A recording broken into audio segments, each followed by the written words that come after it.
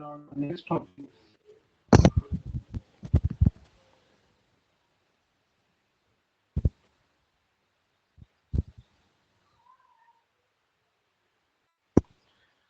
आवाज आ रहा है क्या?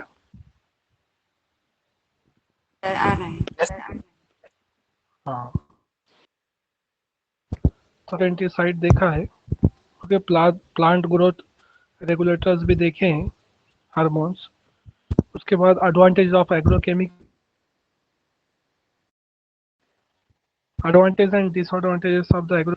ओके, डिसएडवांटेज ऑफ एग्रोकेमिकल्स बचा है हमारा। So one of the biggest disadvantage of the synthetic agrochemicals is the it will cause the water pollution and the soil pollutions also, because nowadays the maximum farmers using the pesticides, insecticides, okay, synthetic insecticides using, and this will having the some side effects. Okay, it will enter the chain of the food chains, and it will cause some of the problems, health related problem also. Okay, and some of the having the pollution problem also. In the Punjab state, there is one of the herbicides, that is the Roundup. It will be cost near about, I think, the 1000 to 2000 rupees per liter. And these round of pesticide used for the controlling the unwanted vegetations in the wheat crops in the Punjab state. So after using the long times, because as we know that the Punjab is the very developed state for the production of the wheat, so they are continuously using these types of the herbicides, and these herbicides enter in the chain of the food, okay, or enter into the waters. Water contamination is there. So many reasons are because of that they are having the cancer problems, means that it will act as the carcinogen in that particular regions. So it is banned in the Punjab state, and it is also banned in the United States of America. So some of the pesticides, herbicides in the initial state, it is very crucial, but after use, vast use, okay, unpredicted use, okay, unplanned use, then this pesticide will have some disadvantages also, and this disadvantages is very big. Okay, act as the carcinogen, causing the water pollutions, degrading the level of the soils, killing the bacterias, okay, earthworms, which is helpful for the fertility of the soils. तो ये बहुत सारे reasons है, ये भी एक disadvantages में आता है उसके.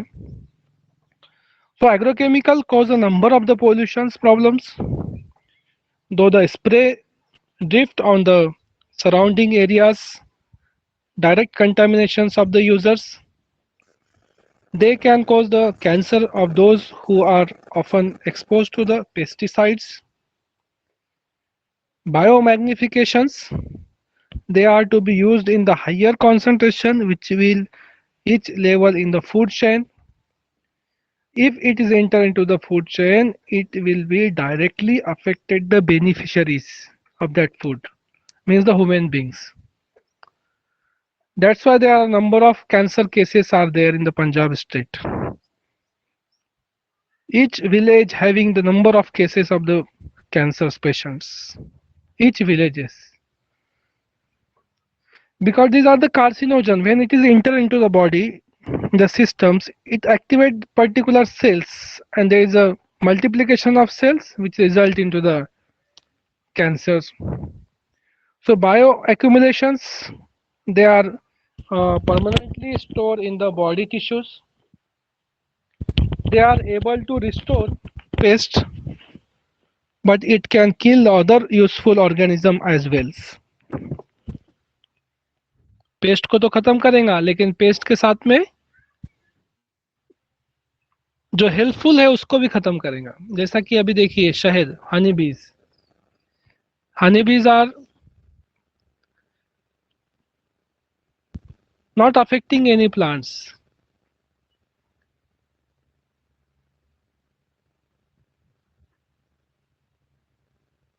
It acts on only flowers of that particular plants, abstract that particular materials which is required for the honey. Only this work is done by the honeybees, but after spraying the pesticides, it will affecting the honeybees also. That's why the natural honeybees are decreasing day by day, quantity of the honeybees. That's why the artificial, okay, honeybees are prepared in the plants. Because of this, the demand of the increases, but the supply of the natural honey is limited, restricted. Because of this is the one of the big disadvantages of the pesticides or agrochemicals. They are able to restrain the pest, but it can kill the other useful organism as well. They disturb the balance of the ecosystem. They could cause the birth defects. They are very hazardous to our health if used without proper protective safeguards.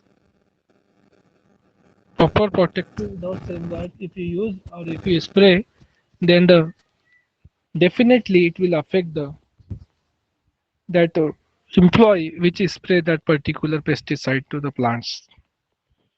These are the some of the important disadvantages of the agrochemicals. Besides having these disadvantages, there are number of advantages which increases the crop yield. That's why we are ignoring these disadvantages and using these agrochemicals for the farming. Next is the one of the alternative to overcome these disadvantages. That alternative is a natural source. Natural source is always the best alternative for the pollutions. So there are one of the category, that is the biopesticide is also there. You know, as you studied in the botany, the neem oil is also act as the pesticide. The extract of the neem leaves is a very bitter in the taste and can be used as a spray, can be as the insecticides, fungicides to spray on the other plants. Another category of the biopesticide is the Karanj oil. It is also having the natural source. Okay, not having any disadvantages if it is enter into the body of the human beings. These are also having the insecticide, pesticide actions. So these are the biopesticides. So we can, to overcome these disadvantages of the agrochemicals, we can use the pesticides also in the limited area for the limited quantities, but for the vast quantities, there are also some of the limitations. There are the certain types of the pesticides derived from the natural materials as animal, plant, and the bacteria, and they are the less toxic than the conventional pesticides. Neem oil is the cold pressed from the kernel of the fruits from the Azadirachta indica tree. The main active ingredient in the neem is the Azadirachta and the insect repellent. It is an anti-feeding agent and insect growth regulators.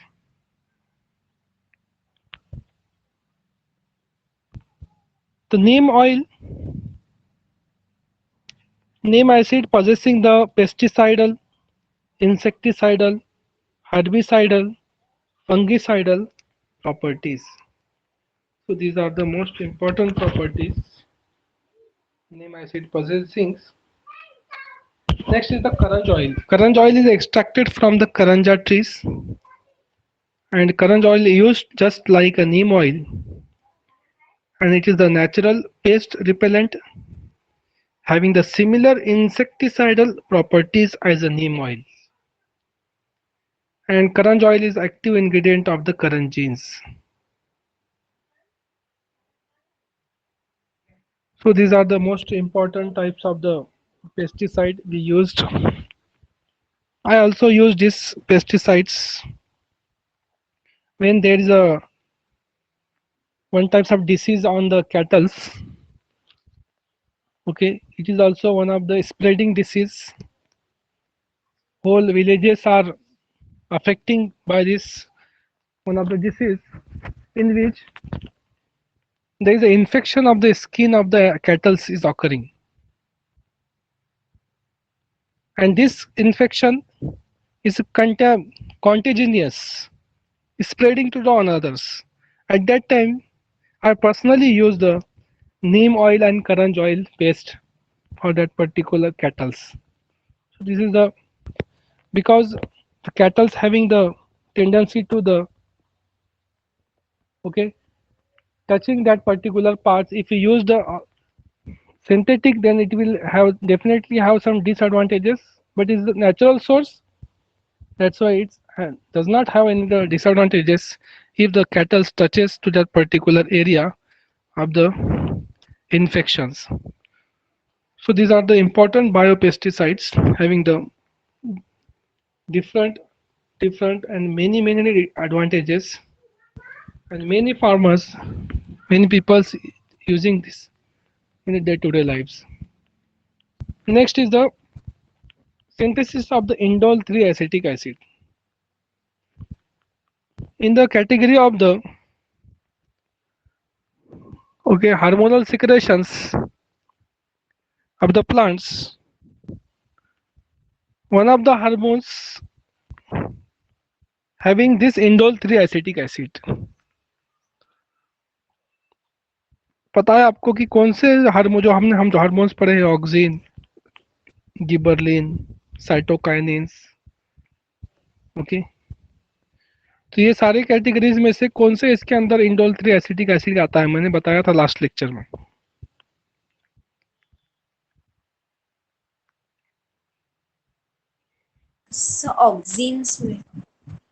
Auxin में आता है, बराबर, right.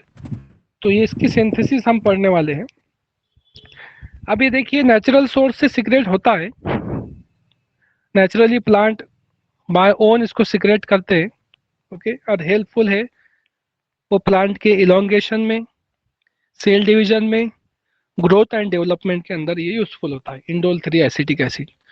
But in some cases उतनी proper development plant की जो है crop की दिखती नहीं है, तो क्रॉप की डेवलपमेंट उतनी प्रॉपर नहीं दिखने की वजह से उसको जो नंबर ऑफ प्रॉब्लम्स रिस्पॉन्सिबल हो सकते हैं, ओके, उसके लिए रिस्पॉन्सिबल हो सकता है सीड की क्वालिटी, उसके लिए रिस्पॉन्सिबल हो सकता है सॉइल की हेल्थ, उसके लिए रिस्पॉन्सिबल हो सकता है सॉइल की fertility, atmospheric conditions, waters, okay, बहुत सारी चीज़ें हैं उसको रिस्पॉन्सिबल होने के लिए। तो ऐसे टाइम में क्या होता है कि जो क्रॉप है वो क्रॉप की डेवलपमेंट नहीं हो पाती, क्रॉप जो है छोटे साइज का रह जाता है। तो ऐसे टाइम में उसकी डेवलपमेंट करने के लिए आर्टिफिशियली फिर वो समझ में आ जाता है कि ये खुद से तो बढ़ नहीं पा रहा है, इसकी कैपेसिटी नहीं है कि खुद से वो डेवलप हो सके, तब एक्सटर्नली फिर हम जो है lab prepared, okay, artificially prepared organic तो बोल नहीं सकते, लेकिन लैब प्रिपेयर जो है chemical substance that is indole 3 acetic acid हम जो है उस पर स्प्रे करते हैं। तो ये स्प्रे करने के बाद अब हमने बताया था कि कोई भी एग्रोकेमिकल्स की क्वालिटी क्या होनी चाहिए, जब स्प्रे करने के बाद वो जो है जो प्लांट का जो है या फिर क्रॉप का जो पार्ट है जिसपे स्प्रे हो रही है वहाँ पे वो एब्जॉर्ब होनी चाहिए, और उसके सिस्टमिक सर्कुलेशन के थ्रू पूरे पार्ट्स के अंदर, रूट्स के अंदर, स्टेम के अंदर, लीव्स के अंदर, सब जगह, फ्लावर के अंदर, सब जगह पहुंचनी चाहिए। तो ये क्वालिटी है, तो वही हम एग्रोकेमिकल्स यूज करते हैं। तो वो एग्रोकेमिकल्स को फिर स्प्रे करेंगे, that is indole 3 acetic acid को, फिर वो सिस्टमिक सर्कुलेशन के थ्रू द डेवलपमेंट शो करेगा। तो अब इसका सिंथेसिस कैसा करेंगे लैब के अंदर? तो लैब के अंदर सिंथेसिस होता है इसका फिनिल हाइड्राजीन से, सिंपल सिंथेसिस है। फिनिल हाइड्राजीन के रिएक्शन एसिटल्डिहाइड के साथ करेंगे। ओके, अब यहाँ पे देखिए, यहाँ पर -H2O मॉलिक्यूल निकल रहा है, -H2O मॉलिक्यूल यहाँ से रिमूव हो रहा है। तो अब ये -H2O मॉलिक्यूल कहाँ से रिमूव हो रहा है? थोड़ा सा आप एक ये जो है, ये जो है यहाँ का NH2 का ये जो है, ये NH2 का A, ओके, और साथ ऑक्सीजन, ये दो part in the form of NH2 यहाँ से, सॉरी H2O निकल रहे हैं। तो फिर क्या हो जाएगा, ये दोनों जो है एसिटल्डिहाइड और फिनिल हाइड्राजीन दोनों क्या हो जाएंगे, जॉइंट हो जाएंगे। कहाँ पे? नाइट्रोजन पे। तो N डबल बॉन्ड या C डबल बॉन्ड O था, तो वहाँ का ऑक्सीजन तो रिमूव हो गया, तो वहाँ पे C डबल बॉन्ड N तैयार हो जाएगा। तो ये नेक्स्ट स्टेप वाला जो है यहाँ पर मॉलिक्यूल यहाँ पे तैयार हो जाएगा, इंटरमीडिएट तैयार हो गया। अब उसके बाद क्या हो जाएगा, यहाँ पर जो ये हाइड्रोजन है प्रेजेंट, ये हाइड्रोजन को ये लोन पेयर ऑफ इलेक्ट्रॉन ले लेंगी। अब लोन पेयर ऑफ इलेक्ट्रॉन इसको रिमूव करने के बाद यहाँ पर उसकी जो वैलेंसी है नाइट्रोजन की, वो जनरली 3 शो करती है। तो लोन पेयर ऑफ इलेक्ट्रॉन जब भी इन्वॉल्व हो जाता है तब वहाँ पे प्लस चार्ज आ जाता है। तो यहाँ पे नाइट्रोजन आइटम पे देखिए आप, प्लस चार्ज आ गया, प्लस चार्ज। और यहाँ पर का जो हाइड्रोजन है ये कम हो गया, जैसा कि यहाँ पर था वो हाइड्रोजन, यहाँ पर वो स्टेप में यहाँ पर क्या हो गया, कम हो गया। अब नेक्स्ट स्टेप में क्या होगा, नेक्स्ट स्टेप में यहाँ पर जो है स्टेबिलिटी नहीं है, अनस्टेबल है, नाइट्रोजन पे प्लस चार्ज, इसको रिमूव करने के लिए यहाँ पर ये शिफ्ट हुआ है बॉन्ड। शिफ्ट होने के बाद यहाँ पे CH2 यानी sp2 hybridise carbon atom generation हुआ है, और H plus minus H plus ion यहाँ से रिमूव हुआ है। अभी नेक्स्ट स्टेप में क्या होगा, अभी जो है it is a good condition for the cyclisation. अभी साइक्लाइजेशन के लिए यहाँ पे गुड कंडीशन तैयार हो गई, क्यों? तो यहाँ पे loan pair of electron involve होगा। किस तरह से इन्वॉल्व होगा, देखिए यहाँ पर ये जो loan pair of electron nitrogen के ऊपर है, कोई भी नाइट्रोजन 3 बॉन्ड अगर जो तैयार करता है, इसका मतलब उसके पास लोन पेयर ऑफ इलेक्ट्रॉन 100% है। 4 तैयार करता है बॉन्ड, तब loan pair of electron involve हो गई, समझना। तो यहाँ पे 3 बॉन्ड तैयार हुए हैं, तो यहाँ पे इसके पास लोन पेयर ऑफ इलेक्ट्रॉन है, ये शिफ्ट होंगे यहाँ पर, ओके, ये बॉन्डिंग शिफ्ट होंगी इस तरह से, और ये बॉन्ड यहाँ पे शिफ्ट होगा, साइक्लाइजेशन की प्रोसेस स्टार्ट हो जाएगी। साइक्लाइजेशन होगा, फिर नेक्स्ट स्टेप में क्या होगा, यहाँ पर से एक NH2 मॉलिक्यूल रिमूव होगा, और NH2 मॉलिक्यूल रिमूव होने के बाद यहाँ पर नेक्स्ट इंटरमीडिएट तैयार होगा, और वो इंटरमीडिएट के थ्रू फिर यहाँ पर प्रोडक्ट फॉर्मेशन की तरफ हम बढ़ेंगे। यहाँ पे एसिड यूज करेंगे, बेस यूज करेंगे, ओके। 250 डिग्री सेंटीग्रेड पे हम रिएक्शन करेंगे, और रिएक्शन करने के बाद इन एसिडिक कंडीशन लास्ट में हमको लास्ट स्टेप में indole 3 acetic acid as a product हमको मिलेगा। बहुत सिंपल रिएक्शन है। जब ऑफलाइन क्लास चलने के तो मैं क्लास में ही बच्चों के पास से 3-3 4-4 मरतबा इसकी प्रैक्टिस करा के लेने का। तो ये प्रैक्टिस करा के लेंगे, अगर जो हमारा क्लास ऑफलाइन हो गया सेमेस्टर में, हम भी प्रैक्टिस करके लेंगे, लेकिन अभी फिलहाल आप घर पे प्रैक्टिस करिए इसकी, ओके। एक रिएक्शन को मिनिमम 3 से 4 मरतबा लिख कर देखिए, ओके। आपको रिएक्शन का दर भी निकल जाएगा, और रिएक्शन के प्रोडक्ट फॉर्मेशन भी आपको धीरे धीरे समझ में आएंगे। तो ये हो गया इंडोल 3 एसिड सिंथेसिस। अब इसका यूजेस क्या है, it is natural occurring plant hormones of auxins class. ये ऑक्सिन क्लास का है, नेचुरल ऑकरिंग है, प्लांट के अंदर तैयार होता है, okay. It is a effect on as on inducing the cell elongations, cell divisions for the plant growth and the developments. Plant growth और development के लिए इसका यूज होता है। It promote the abscission of the flower and the fruit, flowering and the fruit formation में भी इसका helpful है। उसके बाद है next indole 3, that is endosulfan. Okay, most common है, हम बचपन से देखते आ रहे हैं, जो भी खेती वाले होंगे उसको पता होगा endosulfan. Endosulfan is one of the important agrochemicals. Okay, ये भी कैटेगरी में आता है, हेल्पफुल है डेवलपमेंट। ओके, इंडोसल्फान, तो इसका सिंथेसिस भी यहाँ पे दिया वाला है। तो 2 ब्यूटीन 1,4 डाइएसीटेट है रिएक्टेंट के अंदर। ओके, साथ में हेक्सा क्लोरोसाइक्लोपेंटाडाइन है, साइक्लो एडिशन रिएक्शन होती है। हमने हमने साइक्लो एडिशन रिएक्शन पढ़ी है ना?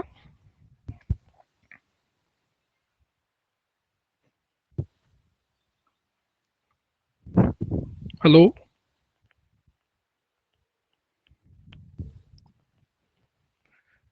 हमने साइक्लो एडिशन रिएक्शन पढ़ी है। अभी देखिए, ये भी एक साइक्लो एडिशन रिएक्शन है। मेरा आवाज आ रहा है ना?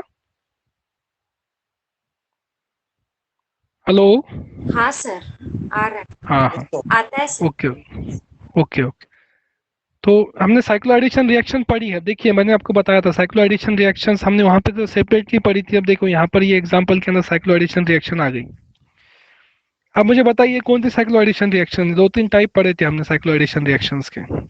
पेरीसाइक्लिक रिएक्शंस के अंदर हमने पढ़े थे, under the topic name of the pericyclic reactions, जिसमें हमने साइक्लो एडिशन रिएक्शन पढ़े थे।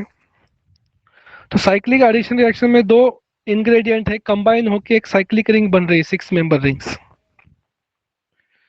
तो यहाँ पर जो है ये कौन से टाइप्स का साइक्लो एडिशन रिएक्शन है? किसी को पता होगा तो बताइए।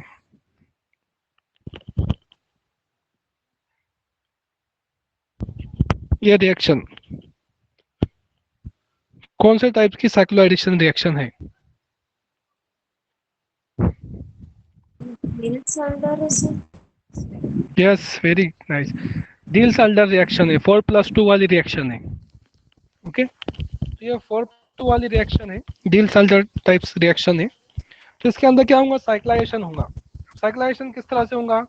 सिंपली ये बॉन्ड यहाँ पे शिफ्ट होगा, ये बॉन्ड यहाँ पे शिफ्ट होगा, ये बॉन्ड यहाँ पे शिफ्ट होगा, और आपका जो है, यानी ये जो 2 ब्यूटीन 1,4 डाइएसीटेट है, ये रिंग के साथ ज्वाइन कर देगा हेक्साक्लोरोसाइक्लोपेंटाडाइन के साथ, और आपका जो है स्ट्रक्चर इस तरह से तैयार होगा। साइक्लो एडिशन रिएक्शन है। तो आपको यहाँ पे प्रोडक्ट मिल गया इंटरमीडिएट। ओके, ये इंटरमीडिएट प्रोडक्ट को हमने फिर से प्रॉपरली लिखा है, वही है प्रॉपरली। ओके, ये जो है स्ट्रक्चर दोनों भी सेम है, ज़्यादा डिफरेंस नहीं है, प्रॉपरली लिखा है हमने। तो यहाँ पर जो स्ट्रक्चर तैयार हो गया, उसके बाद इसकी रिएक्शन होंगी। ओके, डाइक्लोरो सल्फॉक्साइड के साथ। उसके बाद नेक्स्ट स्टेप आपको मिलेंगी। तो ये कहाँ पे अटैक किया इसने?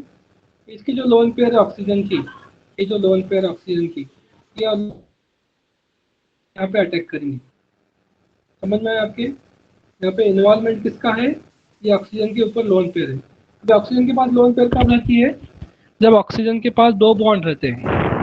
ऑक्सीजन जब दो बॉन्ड फॉर्म करता है, उस टाइम में उसके पास लोन पेयर ऑफ इलेक्ट्रॉन रहता है। तो यहाँ पे ऑक्सीजन के पास दो ही बॉन्ड है, एक हाइड्रोजन के साथ, एक कार्बन के साथ। तो यहाँ पे loan pair of electron exist कर रहा था, इसलिए यहाँ पर, और यहाँ से एक क्लोरीन बाहर निकल जाएगा एज हेलोजन आइटम। देखिए फिर यहाँ पे जो स्ट्रक्चर तैयार हुआ, आपको यहाँ पे समझ में आ रहा होगा स्ट्रक्चर के अंदर। ये जो तैयार हुआ, ये ज्वाइंट हो गया उसको इसके साथ, एक कार्बन के साथ ज्वाइंट हो गया। अब नेक्स्ट जो स्ट्रक्चर है, ये इसके पास भी है, यहाँ पर, यहाँ पर भी है, इसके पास भी। ये जो भी ऑक्सीजन है, ये ऑक्सीजन के पास भी है। क्या है ऑक्सीजन के पास? Lone pair of electron. ये ऑक्सीजन के पास भी लोन पेयर ऑफ इलेक्ट्रॉन है। अब ये लोन पेयर ऑफ इलेक्ट्रॉन भी इन्वॉल्व होंगी। कहाँ पे अटैक करेंगी? किसी को गैस है?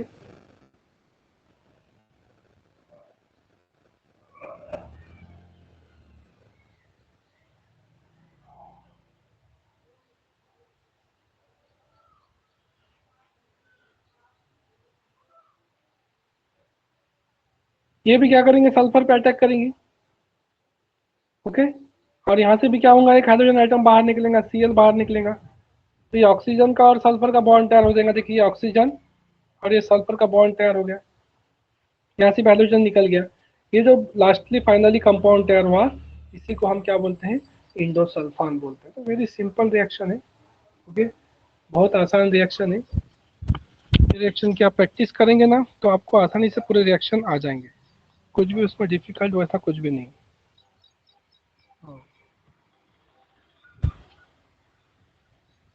इतना पार्ट हो गया। इसकी प्रैक्टिस, उसके बाद endosulfan non systemic contact and stomach insecticide, stomach insecticide, and it is used for the control of the pest on the various crops। अलग अलग क्रॉप्स पे इसको यूज कर। सिस्टमिक मीन्स ये क्या होगा मालूम है क्या, स्प्रे करने के बाद जो क्रॉप है वो पूरा पॉइजनस हो जाएगा, क्रॉप इसको एब्स्ट्रैक्ट अब्जॉर्ब कर लेगा, ये पूरे क्रॉप के अंदर through the circulations her part पे पहुंच जाएगा। जब भी फ्लाइज आएंगी, कोई भी इंसेक्ट आएगा, जब उसको खाएगा तो इसका already it is a poisonous, तो ये क्या हो जाएगा, थ्रू द बाइट, बाइट के साथ में वो जो पत्ते के साथ में बॉडी के अंदर पहुंच जाएगा। पहुंचने के बाद वो वहां पे पॉइजनस इफेक्ट शो करेगा और उसको मार डालेगा। तो ये इस वजह से इसको क्या बोलते हैं, systemic. Okay, stomach insecticide and use to control the pest of the various crops. तो इस तरह से ये टॉपिक हमारा जो है यहाँ कंप्लीट हुआ है। हमारे 2 टॉपिक कंप्लीट हो गए हैं, 2 यूनिट कंप्लीट हो गए हैं। 2 यूनिट अब ये सॉरी 1 यूनिट कंप्लीट हुआ है, अब दूसरा 2.3 चलेगा, हेट्रोसाइक्लिक कंपाउंड्स। तो आप टाइम टू टाइम इसके एमसीक्यू बनाइए। अभी ये टॉपिक के ऑर्गेनिक के अंदर फर्स्ट यूनिट के आपने एमसीक्यू बनाए ना? नहीं सर, ड्रग्स एंड डाइट्स का बनाए हैं। अच्छा अच्छा, तो इसके भी 1.1 थोड़ा and ये अब 1.2 हाँ, तो अभी थोड़ा सा आप इसके भी बनाइए एमसीक्यूज, क्योंकि आप टाइम टू टाइम अपना काम हो गया तो फिर बाद में लास्ट में आपको लोड नहीं आएगा। ओके, तो फर्स्ट यूनिट हाँ सर। जैसा ही, हाँ जैसा ही यूनिट खत्म होता है वैसे काम पे लगना है। मैंने आप जो डिवाइड कर लेना है काम को, हाँ प्रॉपरली, फिर एमसीक्यूज बना लेने हैं आपने उसके। ओके, तो ये टॉपिक्स के भी आप जो है